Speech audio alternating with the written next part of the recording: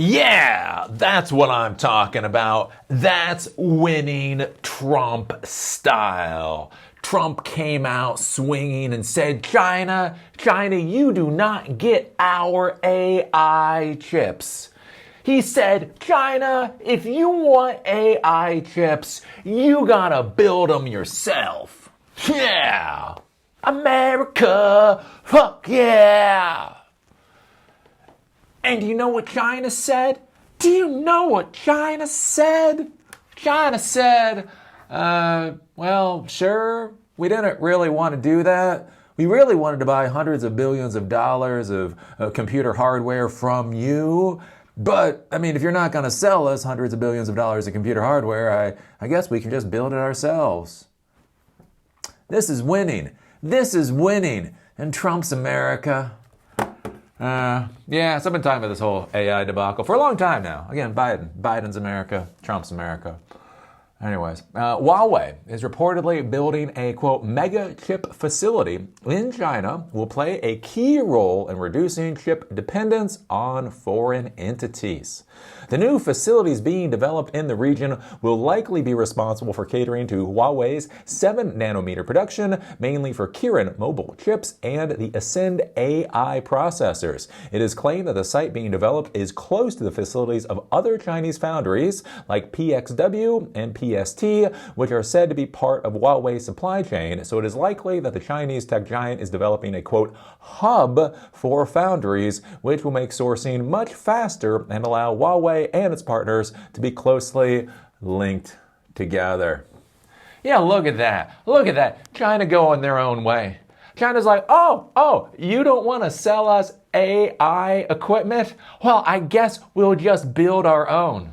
And not only are we going to build our own equipment, but we're going to build an entire energy area that there's going to be synergy between all of these different factories so that we can produce and iterate faster.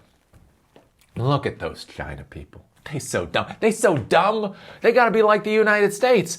Look, here in the United States, we throw billions of dollars at Intel, and then Intel lays off 21,000 people.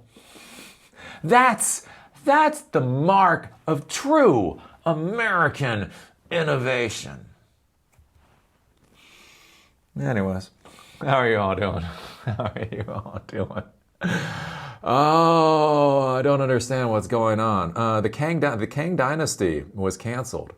The Kang Dynasty was canceled. The multi-use,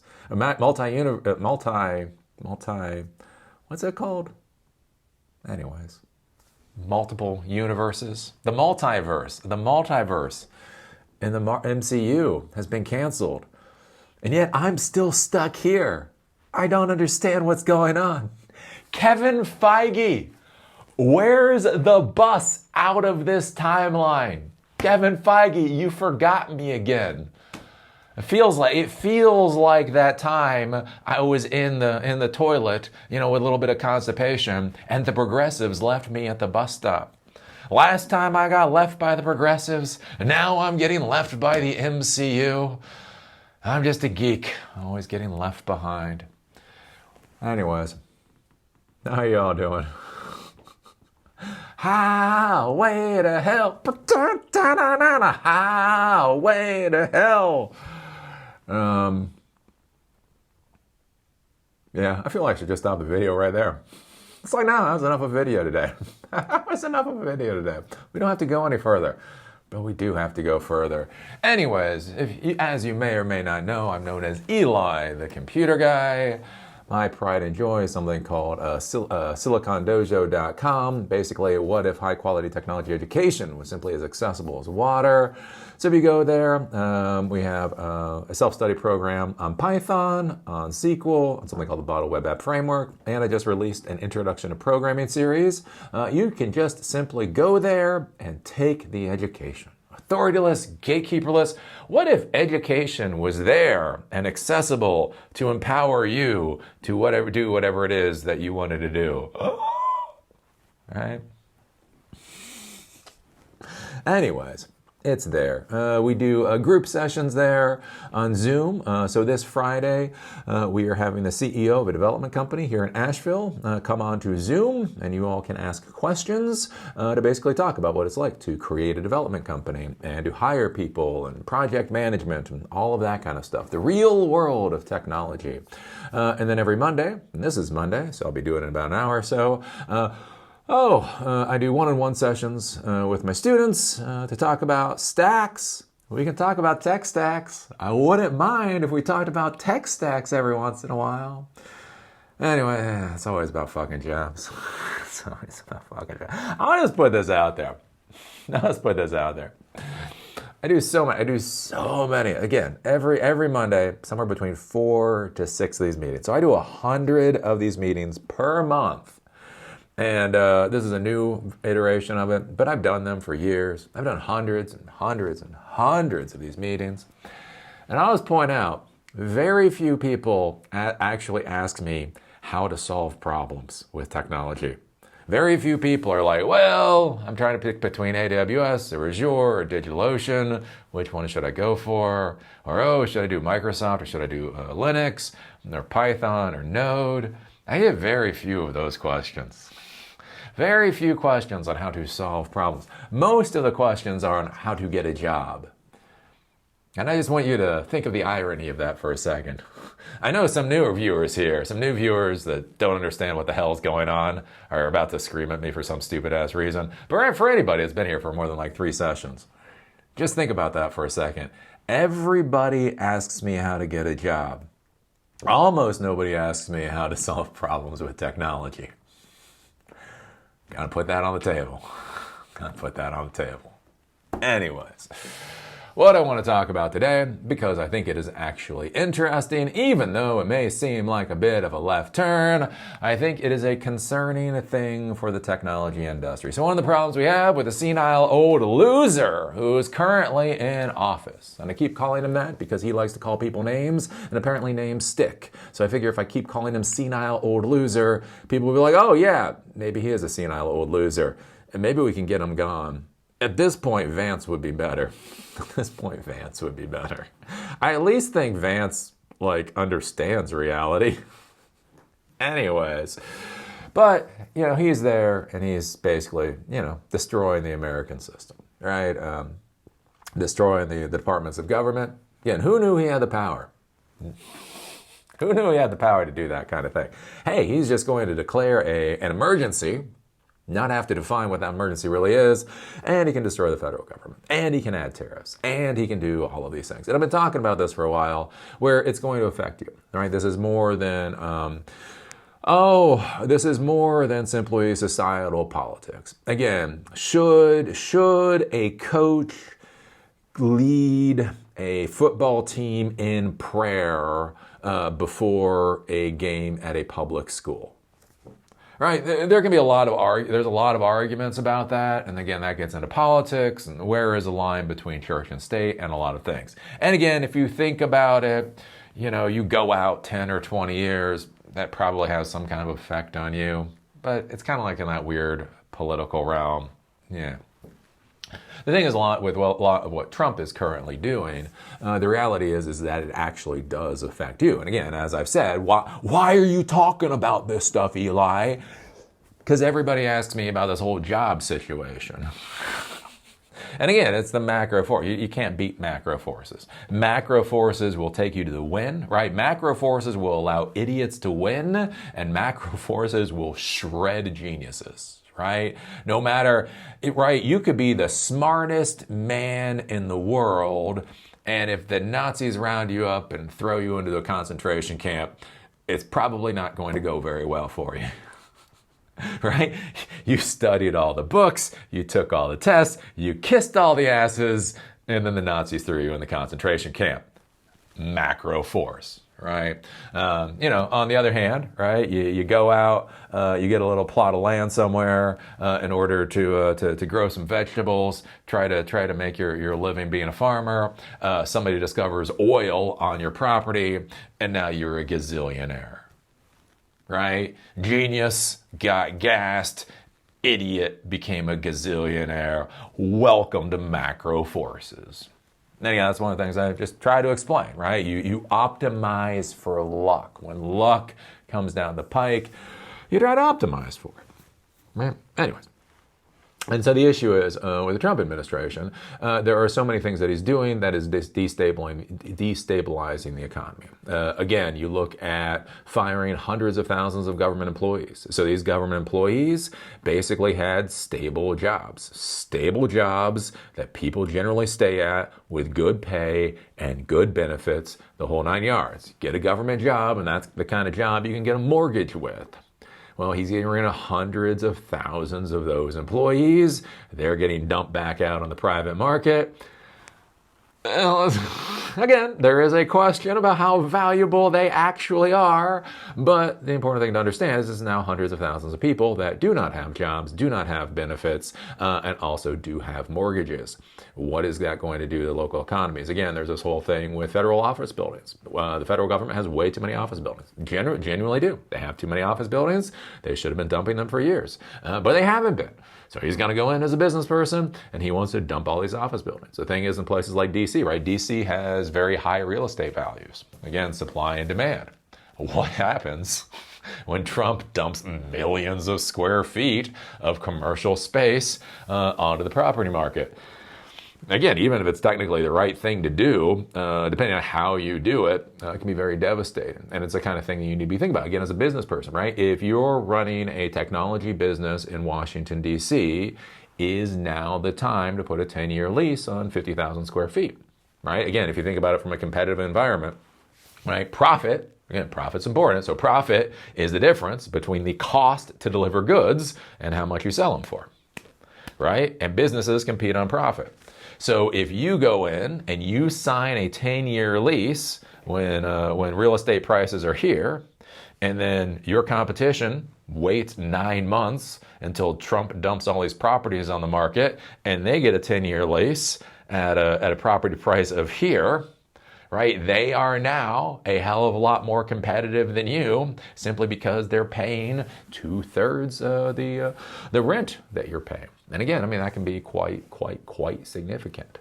And these are the kinds of things to consider, again, when we talk about the 145% tariffs from China. Again, beyond the job losses, 700,000 truckloads of goods have not been delivered already, and all that kind of stuff. But it's also all the products and things that you're expecting. Even just things to be thinking about, like with smartphones. Right? How many people, when they buy a smartphone, that is the time they decide to play with new apps? Ooh, maybe this smartphone is powerful enough to do, whatever app I haven't played with before. Or I got a smartphone, and so people say, oh, you got to get this app, that type of thing.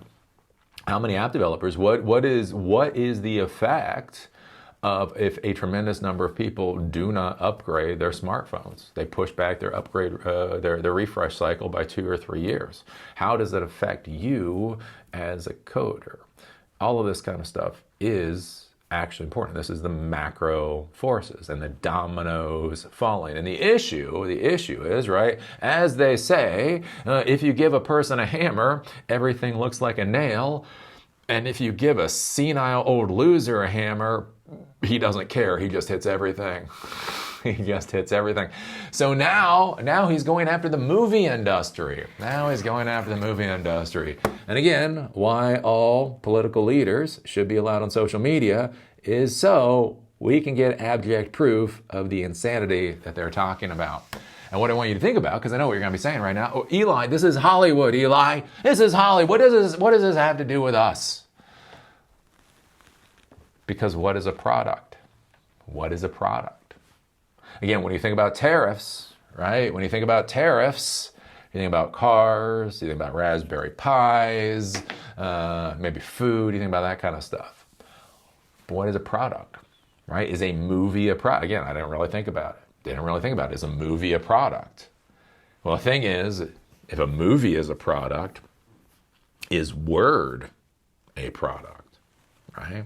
Is a piece of software a product, or an operating system a product? And then the interesting thing, again, with Hollywood, if you start like with this, there's a question about what happens with streaming movies. We'll talk about this in a second. But then, if a movie is a product, then is not Word a product? And if Word is a product, well, what if Word is being delivered over the internet? Where is Salesforce being developed? What tariffs should you be forced to pay to run Salesforce?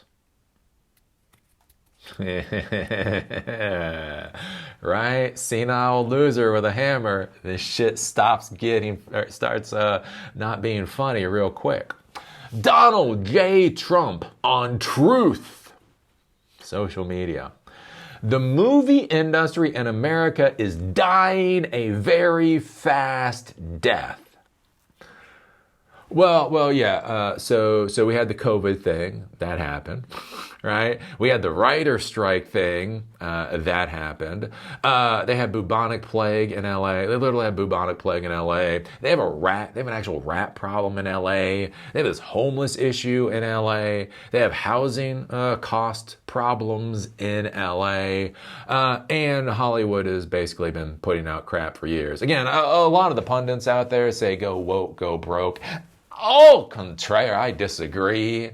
I think it's go broke, go woke. Again, we're about to get another Predator movie. We're about to get another Predator movie. There wasn't that much to Predator. I was there. I was there in the 1980s when Predator was brand new. There's not much to that movie.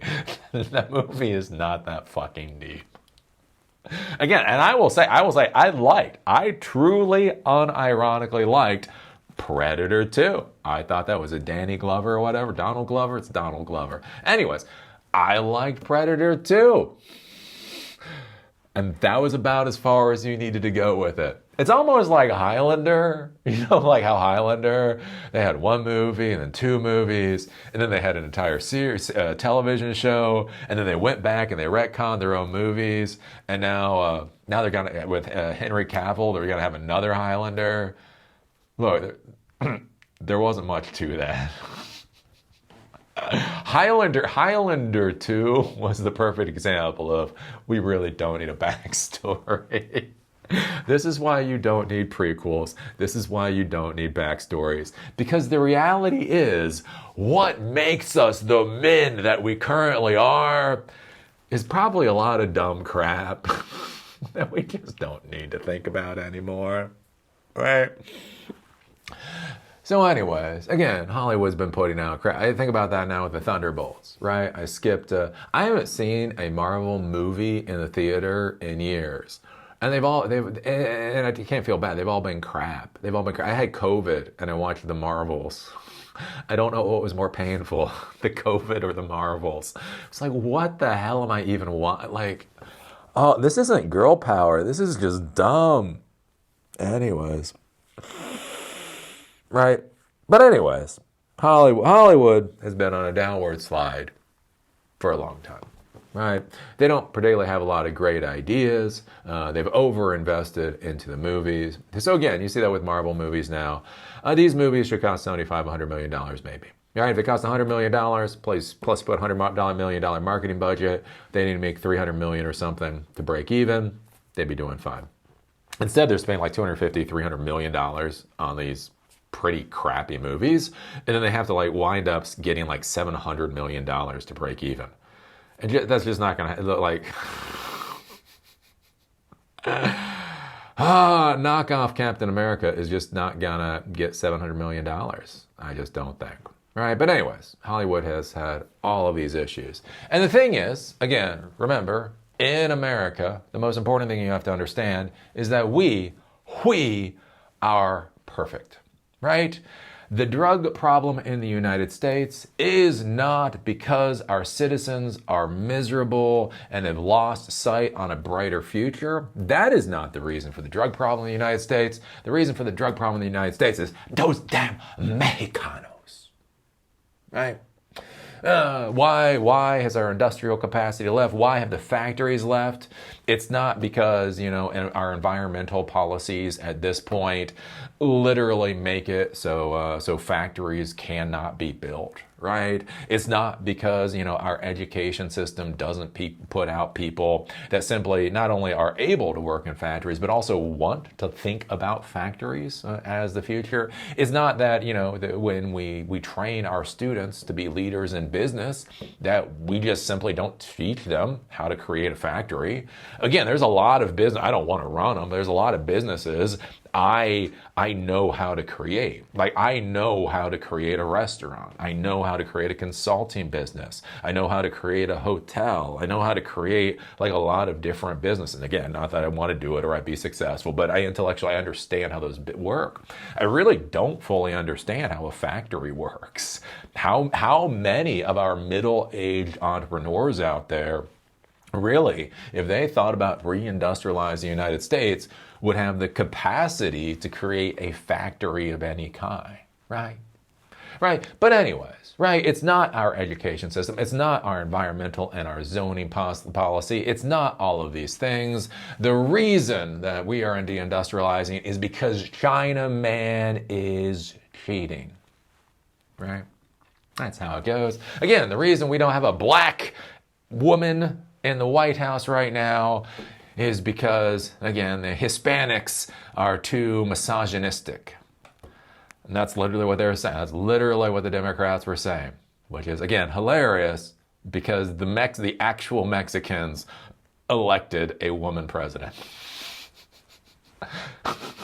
Yes, they're so misogynistic. They actually elected a woman president in Mexico. It couldn't be you had a god-awful candidate. It couldn't be that. Couldn't be that. No. But anyways, and so now we look at the movie industry. Why is the movie industry dying? It's boring. It's tedious. They overinvest. They're in an area that's way too fucking expensive for so many things. They're now in a market that's hyper competitive. Again, think about this. When I was young, right, I would rent video games and I would beat them in a day. A day, right? You go out, you get the latest Mario or whatever the hell video game it was, Ninja Gaiden, remember that? Anyways, you get Ninja Gaiden. That was great for a day. Like, once you learn how video games work, literally I'd go, I'd rent it, I'd come back, I'd beat it in a day, I'd drop it off again. Right? So you're bored. So a new movie comes out, you go watch the new movie. Even if it's crap. Again, I saw Mortal Kombat Annihilation in the movie theater. Nerdrotic. You need to shut the fuck up every once in a while. It's not like bad movies are a brand new thing, right? I was there. Remember back in the days when you never wanted to see a sequel because all a sequel was a god-awful cash grab? Like, it actually became shocking when sequels became good, right? Anyway, but we were bored. What the fuck else were you gonna do, right? But nowadays, again, I got the latest Assassin's Creed. It's actually not bad. It's actually not bad. Anyways, I haven't really played very much as the black guy yet. It's been killing people as the girl. Anyway, but I got that. Right? Again, like, I can't beat that in a day if I wanted to. It's days and days and days. People talk, it's like 300 hours of stuff in there. Right? And that's just that. And then you've got YouTube, and then you've got Netflix, and then you've got books. Again, I'm reading 2 books at once. I'm reading 1 book now. I buy another book right when I get to the end, right? There's so many forms of entertainment that now exist that didn't exist before. So that's what Hollywood is looking at, right? They're looking at a lot of these issues, and they have to rethink how they're going to do stuff. But,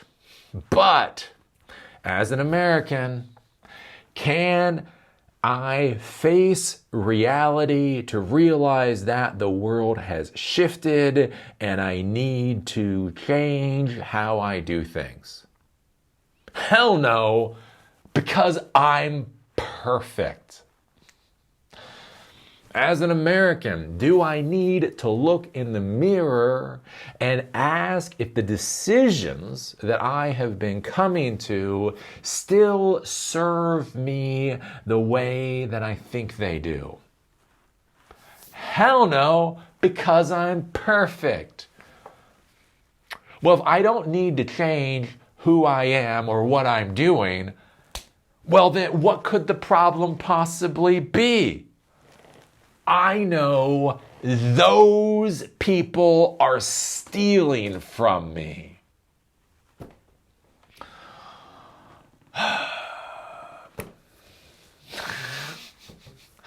First they came for the Mexican man, and I said nothing because I was not Mexican. And then they came for the China man, and I said nothing because it's kind of funny to watch Americans kick the shit out of China man, to be honest with you. And then they came for the UK man, and I realized, oy vey, haven't we seen this shit before? Anyways, Donald Trump. The movie industry in America is dying a very fast death. Probably. Other countries are offering all sorts of incentives to draw our filmmakers and studios away from the United States. Again, I will remind you, global box office. I remember when Black Panther came out. That was a horrible movie. Anyway, are we allowed to say that yet? Are we allowed to say what a racist, horrible piece of crap that movie was? Anyways, it was interesting, right? Because they had this whole scene in South Korea. And I was like, that's weird. Like, fine, whatever. If you want to do a scene in South Korea, I'm not going to be like, but it was just like, yeah, this is curious why they're doing a scene in South Korea. And one of the reasons they did a scene in South Korea is because the South Koreans loved it. Oh my God, look, that's our country. And they bought the shit out of Black Panther tickets. Right? So again, Hollywood, again, you'll notice domestic box office and global box office. Hollywood makes a lot of money off of the global box office. So yes, other countries are offering incentives for films to be shot in their countries so that they can get a piece of the action. How capitalism works. Hollywood and many other areas within the USA are being devastated. Yeah, Hollywood isn't being devastated because of the rats. Hollywood isn't being devastated because of the bubonic plague. Hollywood isn't being devastated because of the homeless problem. Hollywood isn't being devastated because housing prices are through the roof. Blah, blah, blah, blah, blah. No, Hollywood is being devastated because of UK man. This is a concerted effort by other nations. Oh my golly, other nations are trying to get a cut of the pie. You bastards. And therefore, and this is the interesting thing, and this is what I've warned you folks about for a long time now, you allow these bastards to do it once and they won't stop, a national security threat. Hollywood is now a national security threat. It is, in addition to everything else, messaging and propaganda. Therefore, I am authorizing the Department of Commerce and the United States Trade Representative to immediately begin the process of instituting a, wait for it, 100% tariff on any and all movies coming into our country that are produced in foreign lands. We want movies made in America again. So, for national security purposes, we are going to tariff movies at 100% that are produced outside of the United States. Again, billions and billions and billions of dollars of movies are produced in the United States. But again, there is a lot of work that's outside of the United States. But I'll also remind you on that, there's a thing called the global fucking box office. So this is currently what Donald Trump is going after. So yeah, this is what would have made the new Captain America movie successful.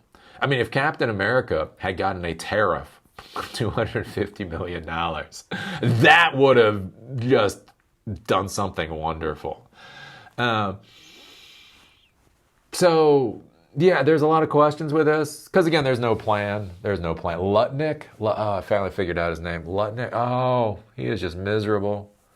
I'm sure he's going to be talking about French movies being weak. Your movies are weak. What? Anyways, so they're pushing this out. But people don't really actually know what it really means. Because again, if you have a full French movie, so let's say you have a minute movie that's 100% created in France or 100% created outside the United States, okay, like it, hate it, you put 100% tariff on it coming to the United States, whatever. Right. The issue here is, like with a lot of these movies, is a lot of stuff is, again, produced globally. Again, you have a scene shot here, you have a scene shot here, you have some CG done here, you have some CG done here, you have costumes done there, you have writing and producing done over there. It's done all over the place. And so an interesting question here is basically, if you're going to put 100% tariff on what is produced outside of the United States, how do these movie studios even calculate what that is? And then the issue too with this is, with the movies going forward that have already been greenlit, this means it's going to be 100% tax. And I really want you to understand that. It's the Trump and the defanged poodles of the GOP that are taxing the ever-loving crap out of the American people. It's 145% tax against American people for things from China. It's a 10, 20, 50% tax to the American people of stuff produced in other places around the world. It's 100% tax, again, for movies.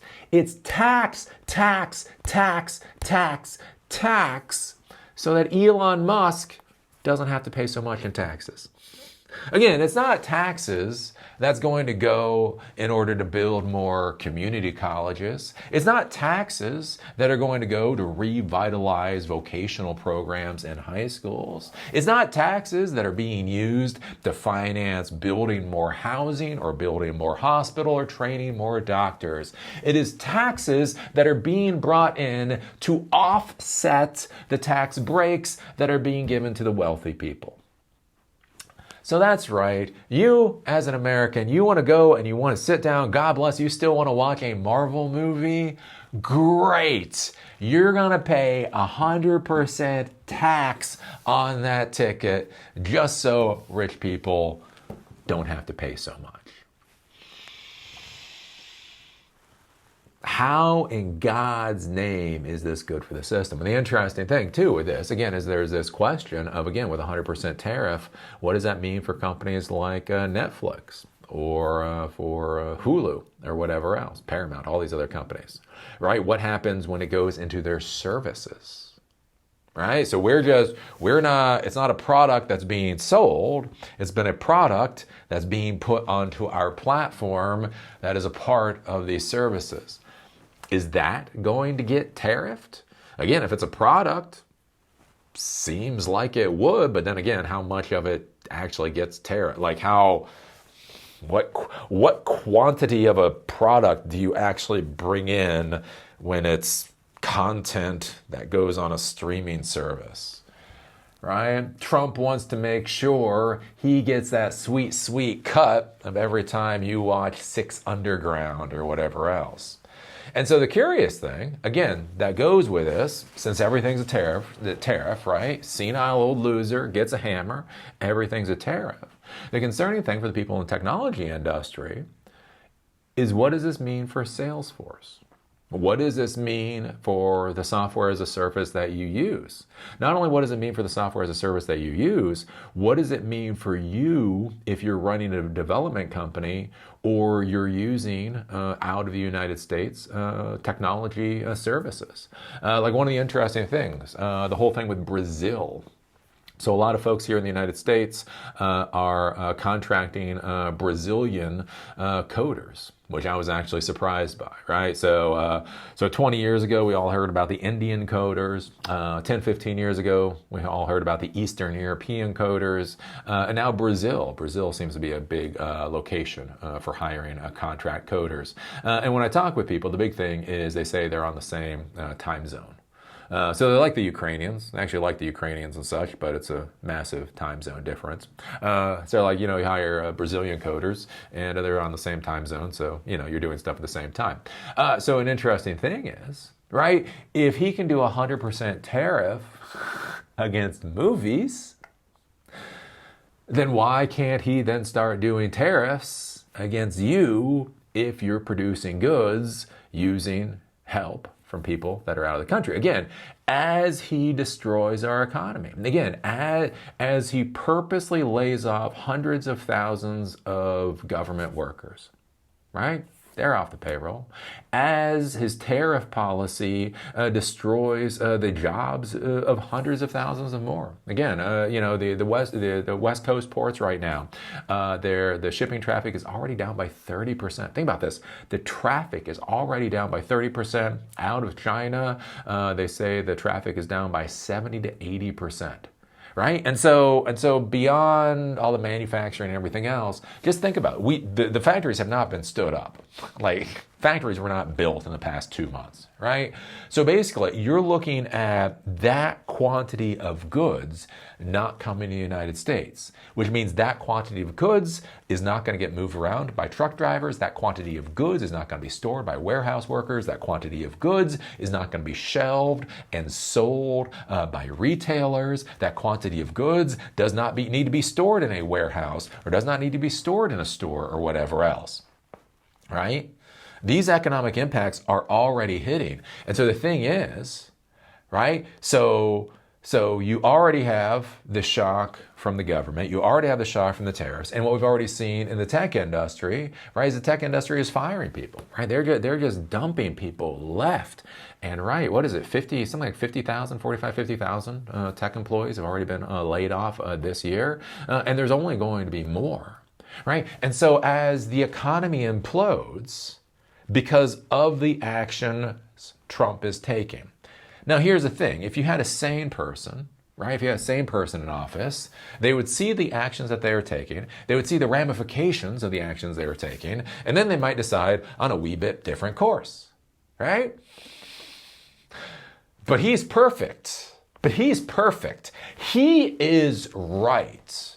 So if he is perfect and he is right, it's the other people that are wrong and the economy is tanking. Well, then what is he going to do? Well, since tariffs are working so well against China, tariffs are working so well against Mexico, tariffs are working so well against Canada and the rest of it, and now he'll say tariffs are working so well against Hollywood, why should he not turn the tariffs onto the tech industry? And here's the thing to think about. Have you ever considered your fucking supply chain as a technology professional?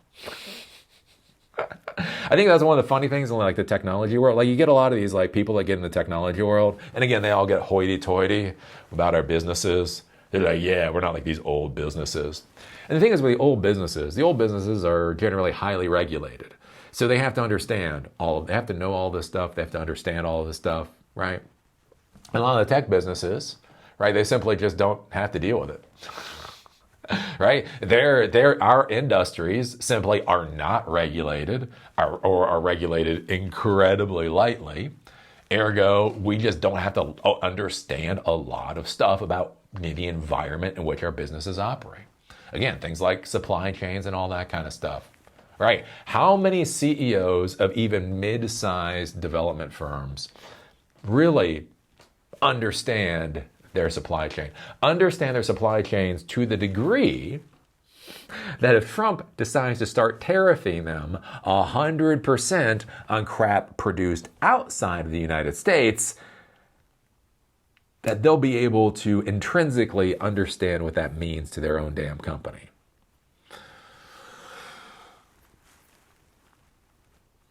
Yeah. This is only going to get stupider, boys and girls. This is only going to get stupider. The only way this gets pulled back is if the GOP Congress people stop acting like dogs, stop acting like alpha dogs, and actually start acting like legislators, right? The GOP can stop this crap, right? That's the issue that we have right now, right? The Democrats are out of power. They are out of power, right? Trump has the presidency, which is its own thing, but right, there's supposed to be a balance of powers. The issue is the Republicans have the House and they have the Senate. And for whatever reason, right, they don't want to do their jobs, right? Because this stuff should get pushed back on. There is no way in hell you should be able to argue right now Hollywood is a national security threat? That is abjectly stupid. But the Republicans, nah, we're alpha dogs, woof woof, right? They're owning the libs. Like, they are owning the libs as their fucking society is going up in flames. And they're proud of it. Right? I remember I was reading this book about this guy who was going through South Africa. Right? South Africa has a lot of violence and things. And there's this guy who owned a dog. Right, anyways, there's this guy who owned a dog, and somebody like broke into his house and basically got pistol whipped. And his buddy was like, "Oh, I mean, well, what did your dog do?" He was like, "My dog sat there and wanted to get petted." That's actually a true story. Oh, that's the GOP right now. That's the GOP. Our country is getting pistol whipped by this jackass, and the GOP wants a sausage because they're a good boy. We're a good boy. We're good alpha dogs. And again, how far does this go? How far does this go? So, anyways. That's all about I've got to say. Again, there's a lot of stuff you can read about this. Again, the UK is talking about what this will mean to the UK. It's billions and billions and billions is spent in the UK for Hollywood movies. Again, a lot of other countries, Australia, New Zealand. You have Eastern Bloc countries. Again, a lot of films are being filmed there at this point. Again, because we've had a relatively open market. And in that relatively open market, Hollywood and California has been failing. Insanely high taxes, right? Pretty crappy environment, rats, the whole 9 yards.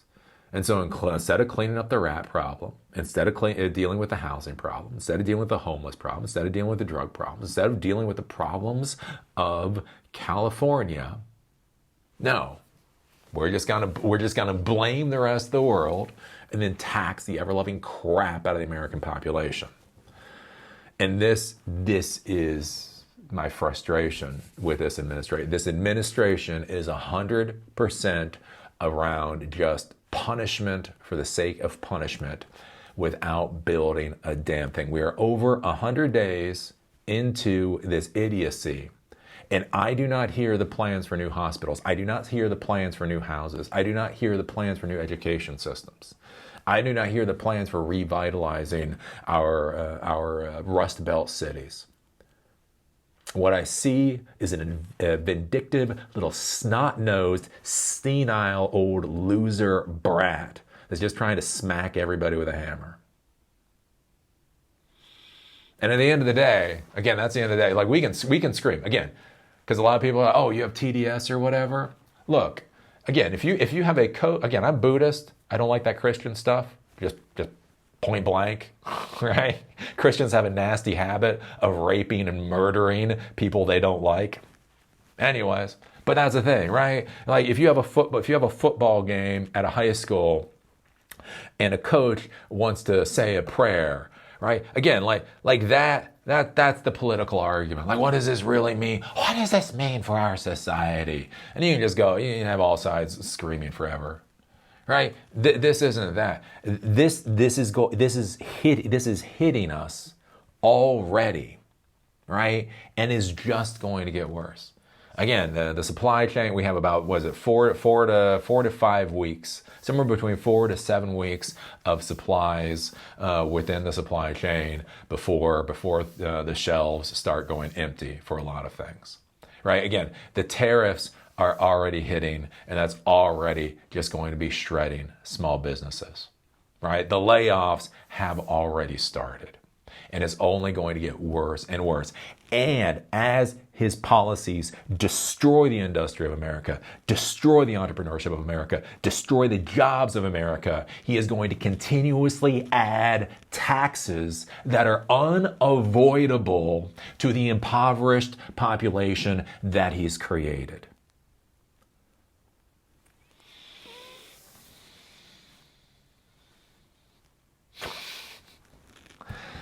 So anyways, you can sit there in your brown cardboard box and scream about all those idiots with TDS. And I'll probably tell you to shut up in the cardboard box right beside you, because that's where we're all going to be living. Oh, it's just so stupid. So anyways, what do you think about this? What do you think about 100% tariffs on Hollywood shows or whatever produced outside the United States? How do you believe that this will actually be implemented? Will it only be for things that go to the movie theaters, or is Netflix going to have to pay more? Where do you think this stops? I mean, it sounds funny when I talk about Salesforce being tariffed, but if a movie can get tariffed, why the fuck can't Salesforce get tariffed? And then if Salesforce can get tariffed, again, when you're looking at your company, do you actually understand your supply chain? Like in this fashion? And what would that do? Again, think about that. Like, I was reading recently. So somebody I know up in Baltimore wrote an article. So Maryland is or was going to add a service tax. So they're going to add like a 3% service tax for computer like software development or whatever. Anyways, he runs a development company, and he was talking about how this would be horrible. I don't know. Maybe it would be horrible, maybe it wouldn't. Seems like this profit margin should be higher than that. But anyways, talking about how devastating like a 3% tax on software development would be. Whatever. Here's an interesting thing to think about. Most of these development companies outsource. Again, even if you got your core developers, right? You got your core C# developers, you got your core Node developers or whatever else. Again, there's a lot of stuff that you just outsource.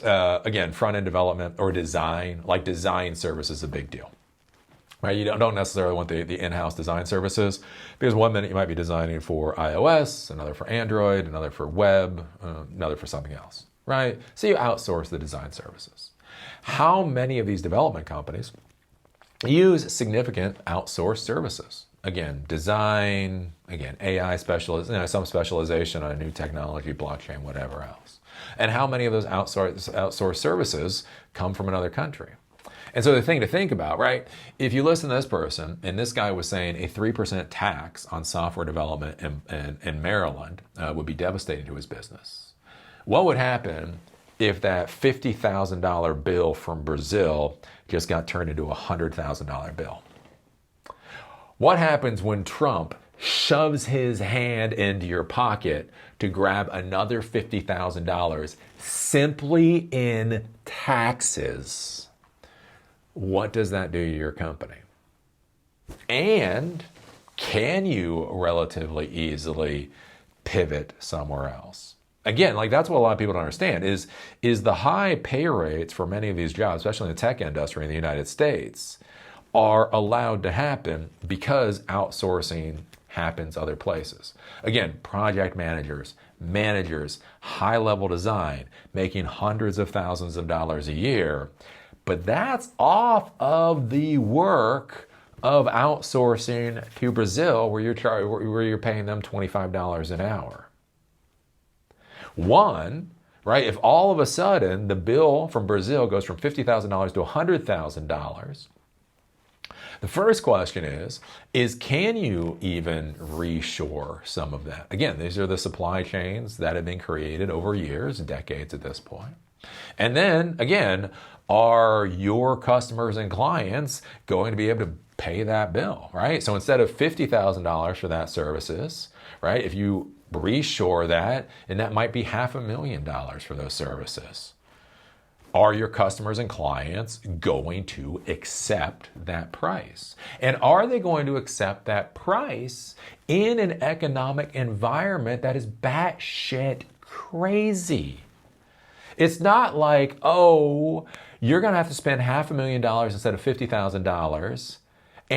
But look at it, we're in the new golden age of the United States. Houses are being built everywhere. Child care is dealt with. Everybody has awesome health care and the rest of it. So yeah, you do have to spend more for this project, but you can tell you're going to recoup that investment 10x.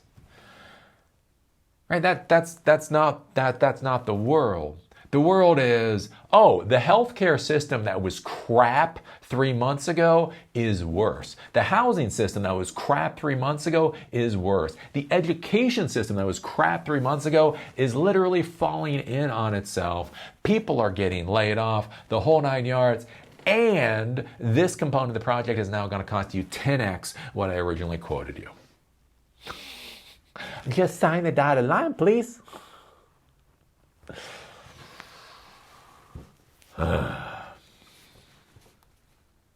So, yay. I don't like this time. The MCU. I'm telling you, the MCU screwed up everything. You know, it was the whole blip. I feel like the entire world just started going sideways as soon as the MCU did the blip. The blip, it just doesn't make any sense, right? Okay, so all these people disappeared, but then it's 5 years later, and then they all come back. But you don't really see like a lot of famines or civil wars or whatever when they come back. They just kind of come back. And then so you have kids that were young and now they're old. And you have parents that were old and now they're kind of younger. And then you brought like time travel into it. It just makes everything so confusing. And then they bring in the whole multiverse thing. And then what are we even looking at anymore? I feel like the United States started going downhill when Thanos snapped his fingers. It's like, the moment a movie was so real that it changed reality. Again, there's that being Buddhist or whatever, there's that whole concept of reality is created by your expectation of what reality should be. And a lot of people go way too deep on this. They go way too deep. I don't go that deep. They go way too deep. That literally everything in front of you is being created. It's being created as your brain decides that it exists. So what if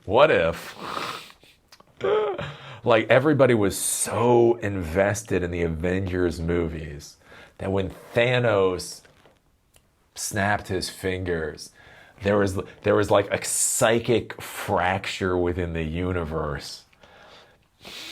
And that is what brought about this timeline. I mean, at this point, I'm fine blaming Marvel. I will be more than happy to blame Marvel for this. Oh, God. Anywho. So what do you think? What do you think about 100% tariffs on Hollywood? What do you think about Hollywood being a national security thing? What do you think about all this insanity? What do you think about all this insanity? Are you a Trump supporter? Are you a Trump supporter that's like, no, this makes sense. Eli, he's playing you just don't understand 5D chess, Eli. Yes, I do not understand 5D chess because it doesn't exist. There's nothing called 5D chess. It reminds me, was it A Beautiful Mind? Right, you ever see that with A Beautiful? There was this movie, A Beautiful Mind, 20 years ago, Russell Crowe. Anyways, so there was this genius, and people were like, oh my God, this guy's like such a genius. And then at some point, like walk into his office, and like his brain, he was like such a genius, his brain had started creating conspiracy theories.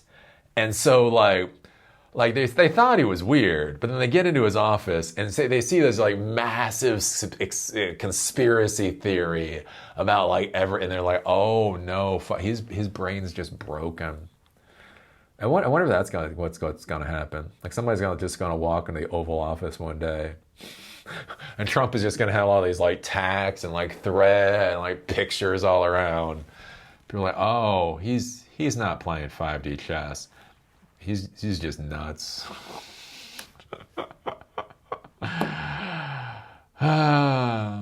So anyways, put your thoughts down below. I have to have some coffee and eat some lunch so that I can talk with you folks. I get a whole afternoon of talking with people about how to get jobs while you have a president that is purposely destroying the economy. It's like, well, yes, student. Have you ever heard me talk about macro forces? Yeah? Okay, well, there you go. Here's the thing about macro forces. I can't change macro forces. You can't change macro forces. They're just macro forces. So I can teach you how to make bean soup. You know, maybe that'll be the new Eli the Computer Guy series. Hey, yeah, no, I can't really teach you how to get a job in this particular market, but I can teach you how to be poor. I spent a lot of my life fucking po. Fucking po. I know how to be po. My mom, this is a true story. My mom back in the day, she used to make sourdough bread. Wow, that doesn't sound too bad. Oh, it does.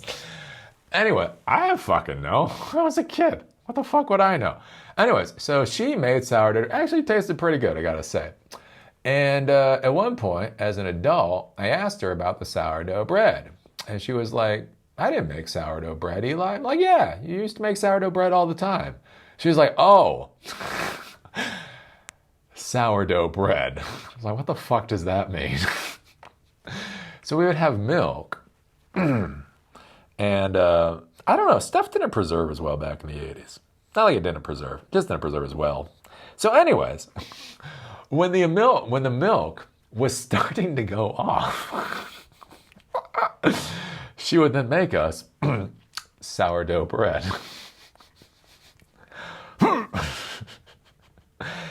Yeah, that's a true story.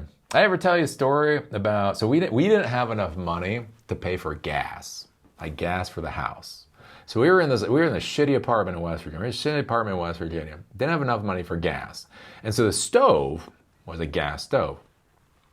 And so my mom had this electric popcorn maker. It wasn't like one of these air blow popcorn makers. It was this weird bowl popcorn maker.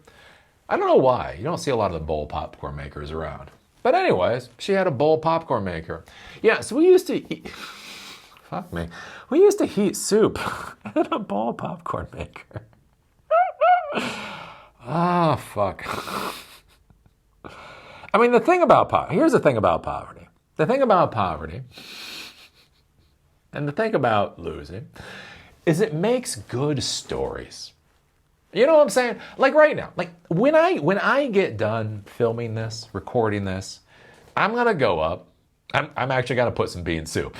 I actually eat bean soup, right? Anyways, I'm gonna put my bean soup and some rice in a bowl. I'm gonna shove it in the microwave. I'm gonna hit 4 minutes, and then I'm gonna eat it. Then I'm gonna have some coffee. And here's the thing, right? There's no story there. I can't go to the bar or meet up with friends and be like, oh my God, listen to this. I put my soup in a microwave. Right? There's no story. Who the fuck cares? Great. Right? But see, when you're poor and life is really fucking you up the bunghole, the thing is, you get some good stories. You get stories about making soup in a popcorn maker. Or the sourdough bread you remember loving so much. Or the bean soup. Yeah, we were so poor at one time. My mom made this horrible bean soup. And it became the bean soup story. It was like 15 fucking years later. Mom still talked about the bean soup story. Anyways, she fucked up the bean soup. Like, how do you fuck up bean soup? God knows. She did. Oh my God. It was fucking disgusting. It was disgusting. Anyways, here's the thing about poor. Food is food. You know what that disgusting soup is? Calories. It's calories.